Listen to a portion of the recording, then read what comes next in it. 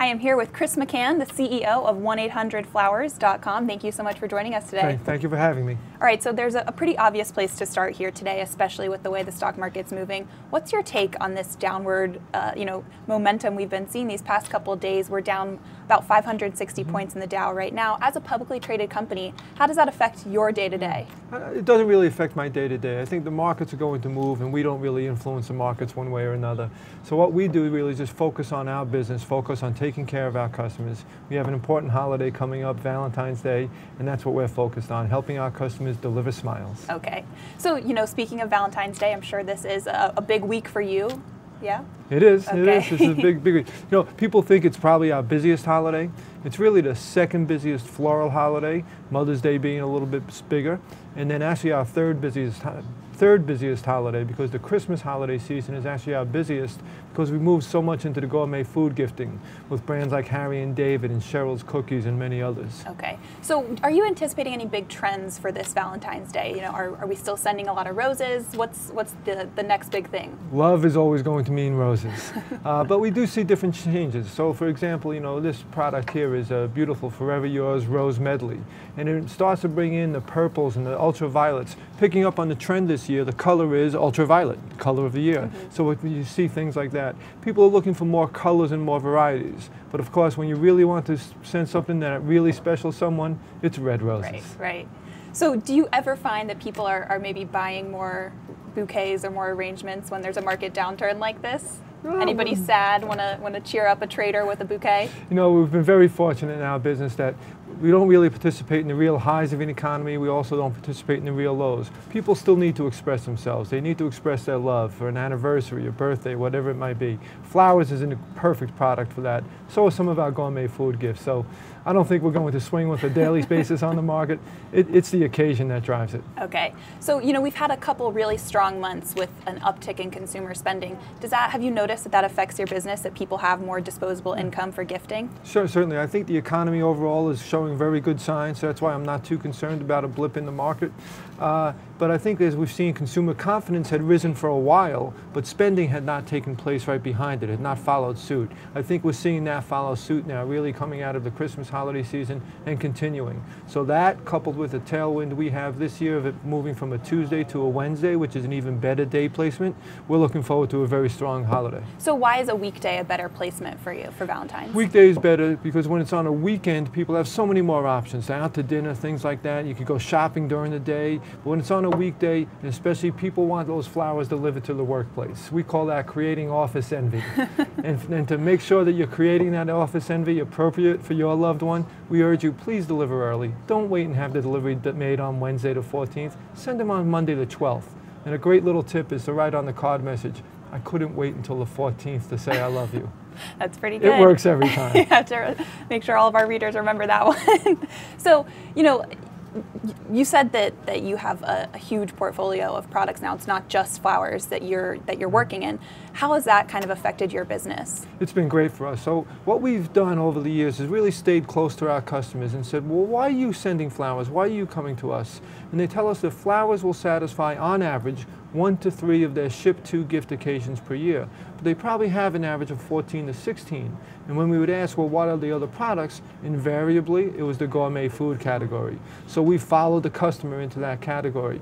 What it does for us, it allows us to be a total gifting solution for many more of their gifting needs. And it gives us deeper customer relationships. We find when customers are buying from more than one brand, their average spend per year goes up by 40 to 50%. Their retention rate goes up, ultimately their lifetime value. And we just have a deeper relationship with them. Okay, so I know you've got, Cheryl's Cookies, you've got popcorn, you've got your new chocolate line here. Are any of those, the big thing this year? Have you noticed? Well, we're very excited about our new chocolate launch called Simply Chocolate. It's the only place I know that's a real marketplace of all the best chocolate brands and the artisanal chocolatiers from around the world, around the country, and we're adding so many more of them. We just launched it just before Christmas. It's doing really well, and we're really excited about Simply Chocolate for Valentine's Day. Okay, so what's your average shopper like? I mean, have you noticed that it's skewing in any sort of age direction? Yeah, our average shopper would generally be heavier female, except for Valentine's Day, that goes the opposite. But on average, I guess it's the female, 35 to 54 is our core base. But what we're seeing more and more is we're attracting a much younger demographic from the capabilities of the products that we offer, but also how we're engaging with them in the world of what we call conversational commerce, engaging them with bots on Facebook Messenger, being able to utilize an order from 1-800-Flowers on Alexa, or more recently on Google Assistant. So all of these new technologies positions us in front of a younger demographic. Okay, and more specifically about these technologies, I mean, I was doing a little research. You guys have really been pushing hard this whole tech motion. You know, how important is that, and how has it kind of impacted your bottom line? Yeah, recognizing technology trends is critical to our business. We've actually reinvented our business a number of times over the years. Our first wave of growth was retail stores. The second wave was embracing a telephone number as a new technology, an 800 service. Then the third wave of growth was e-commerce. In the mid-2000s, we jumped on mobile, and mobile certainly has changed all of our lives, and we're now a mobile-first company, but starting to transition into the fifth wave and becoming an AI-first company with all of these new technologies in conversational commerce. So we see technology change consumer behavior. We have to be out on the forefront of that for our business to continue to thrive. Okay. How are you guys utilizing AI? Well, we're utilizing AI in a number of different areas. So looking at it from a marketing perspective, looking at analyzing from a marketing bidding process point of view, so helping our search bidding process, utilizing AI to understand which display ads are working better for us. And probably the most visible example is with Gwyn, Gwyn. She's our AI gift concierge. And she's based on the IBM Watson platform, and you interact with her in a very conversational manner. I may come to Gwen and say, I'm looking to send Kinsley flowers for Valentine's Day. What would you recommend? Well, tell me a little bit about it. And we go back and forth. And in about 2 minutes, she comes up with the perfect product recommendation from across our family of brands. Certainly makes the shopping process a lot easier, I assume. Our job is to make it easy for our customers to act on their thoughtfulness. Okay. So I also want to kind of get your perspective here about M&A. I know you have a pretty wide portfolio of brands right now. Is there anything on the horizon you can tell us that maybe you're interested in acquiring new partnerships or new brands? Yeah, we're always looking to expand and bring more capabilities to solve more of our customers' gifting needs. We're leaders in floral, we're leaders in gourmet food, but what we're creating is this celebratory ecosystem.